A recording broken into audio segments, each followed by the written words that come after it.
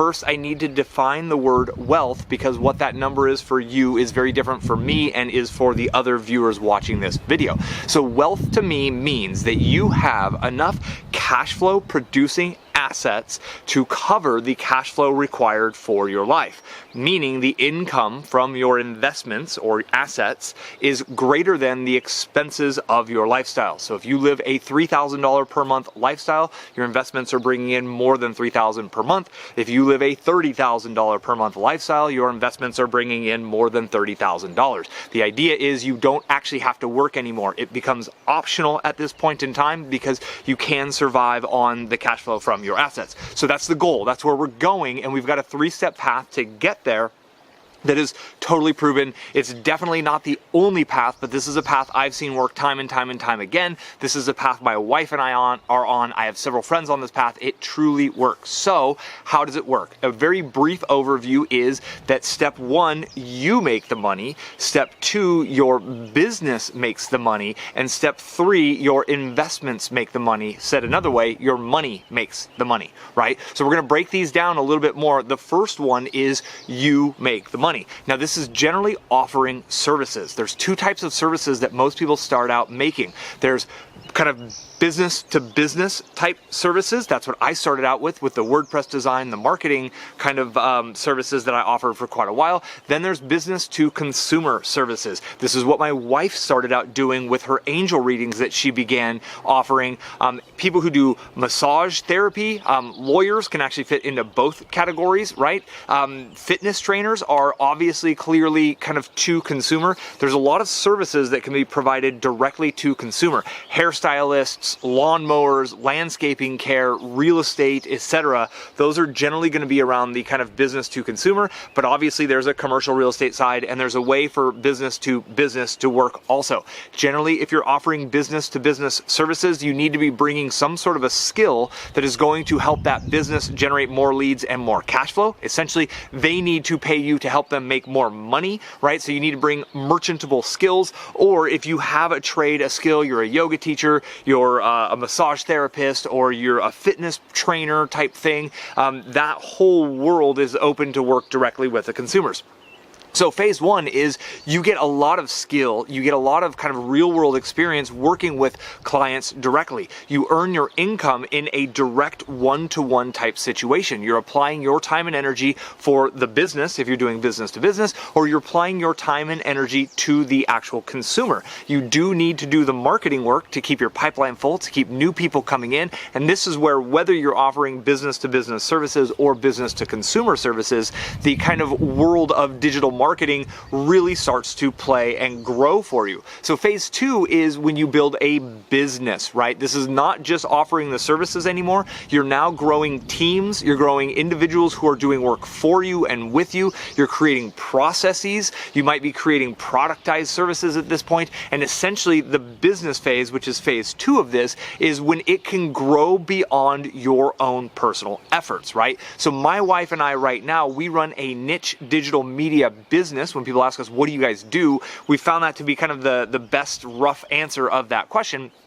We don't really talk about brand A, brand B, or brand C, right? We're not talking about the services like I'm offering you this service of knowledge right now through a YouTube video, through content marketing. We're not talking about that. We talk about the kind of the bigger picture of we run a niche digital media business. We have editors, we have copywriters, we have writers on our team, we have SEOs, we have developers, we have layout people, we have tech people, right? That's all helping our business grow beyond the direct efforts that my wife and I are putting in. Now, you'll notice we haven't removed ourselves at this point, right? My wife and I are still doing the work. My wife is still doing, she's not doing one-on-one readings, but she's evolved that kind of content that she used to bring through in a one-on-one, and she's evolved that to a one-to-many type of a situation. Same with me here. I started doing WordPress development, marketing services, one-to-one with clients, and for my wife, right? My wife's business was kind of my first client in many senses, and now I'm doing a one-to-many me where I'm leveraging my content. I still focus on getting out the best content I can,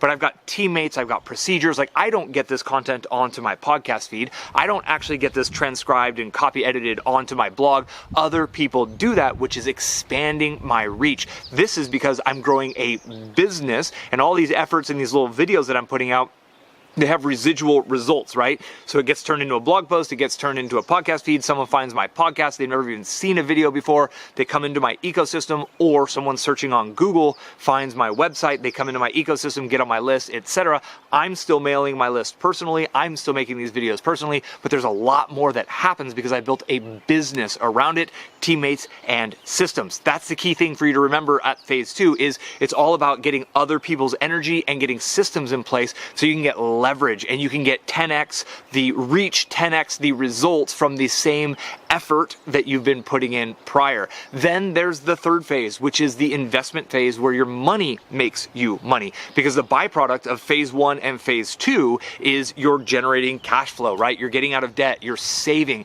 It's so important to save at every step in this process. Then you get to the point where you get to invest your money. You get to take the money that you're creating, put it in specific places so it can then grow outside of your business, outside of your personal efforts. A lot of times for business owners like us in the United States of America, we can do kind of 401ks, self-employed 401ks, Roth IRAs, and these types of retirement accounts that we can put in index funds, you can put into currencies, you can put into gold, silver, whatever you want, right? There's self-directed IRAs. You can even put it into real estate. But the theory is that that money will continue to go and grow on its own beyond my efforts. I stay focused on bringing in the cash flow, and then that system, my investments, will turn my cash flow and help my monies multiply into more monies. I'm a huge fan of real estate investing. You probably know that I've flipped several houses. I'm actually looking at investment properties on this trip that I'm out here on right now because I do love the thought of cash flow properties. I'm going to probably do a whole video on types of house hacking,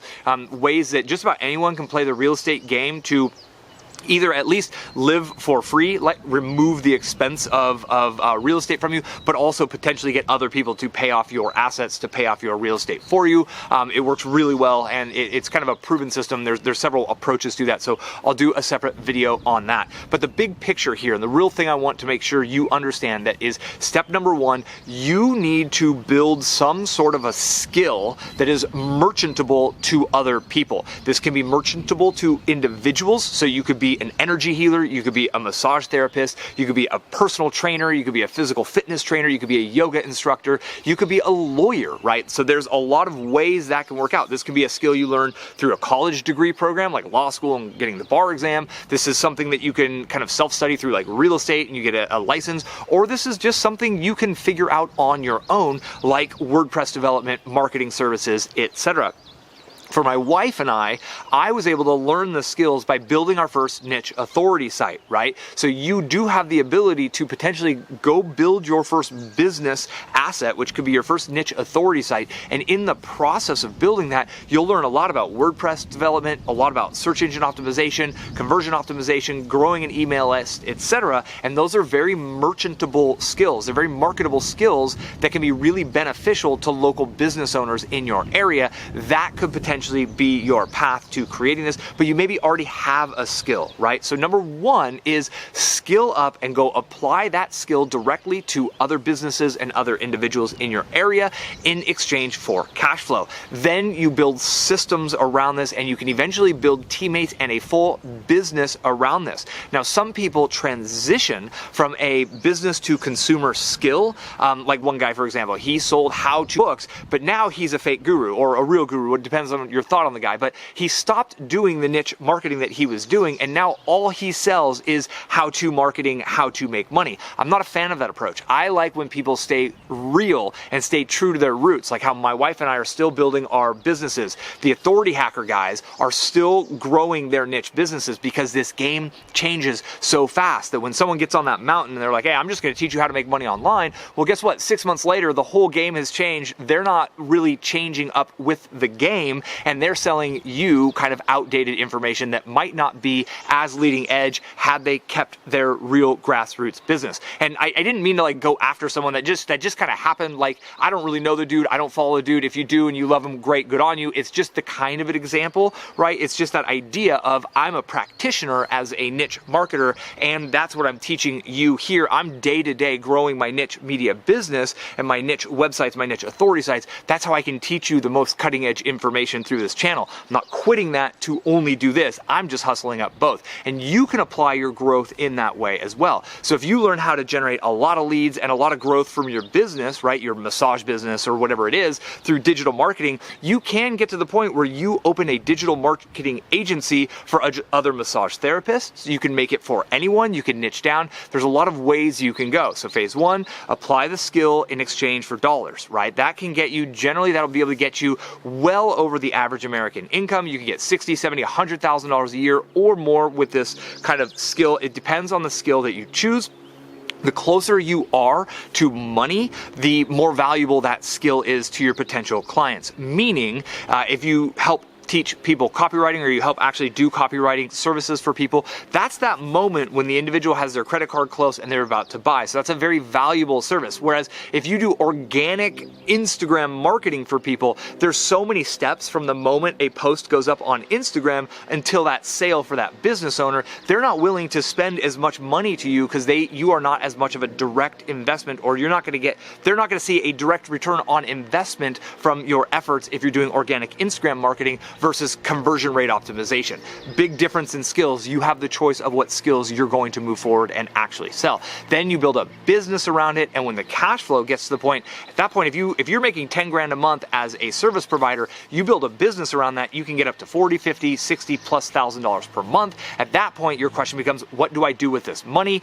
Number one in investments is you don't lose the money is the key, but you can learn ways to kind of invest your money in a way that it will continue to grow. And at some point, that cash flow and the return from your investments will be greater than the income from your businesses and from your services. You can either stop doing the services, you could sell off those businesses, you can keep it all going and grow your lifestyle if you so choose. But really the magic goal, the magic place to get is when the cash flow and the return from your investments is greater than your lifestyle. You can get there more quickly if you live an inexpensive lifestyle. If you practice frugality, my wife and I do, you keep those expense numbers low, it's easier to get your investment returns to cover said expenses. But that's the real plan. I wanted to share that. I feel like that's a really clear way to go about it. So if you're already offering services, you now know that building a business around that is probably the next best level. If you're doing both of those, it might be time to start thinking about investing your money, how to invest your money so it can grow without more input from you. You stay focused on where you're most valuable and then get your monies to grow for themselves. That, my friend, is the true path to wealth. Internet marketing can play a very big role, but it is not required. It is outsourceable as well. I hope this has been helpful for you. If you've enjoyed this video, give me a thumbs up here in YouTube. I do appreciate it. Any questions for me on this, get at me in the comments. I will reply as best I can when I do have time. My time is very limited on this trip, but I do pop in and I will answer questions as quickly and as best I can when I have time. And I look forward to connecting with you on the next video. I got another video coming out in about 2 days, so be sure you subscribe if you have not already. If you did already subscribe, hit that bell icon that's right next to the subscribe button, because that will get you notifications when the next video comes out, because I got something cool coming out for you on Wednesday. Until then, be well. Thank you very much for your time. I do appreciate your engagement. I appreciate your time. I appreciate the fact that you made it to the end, and I will see you on the next video.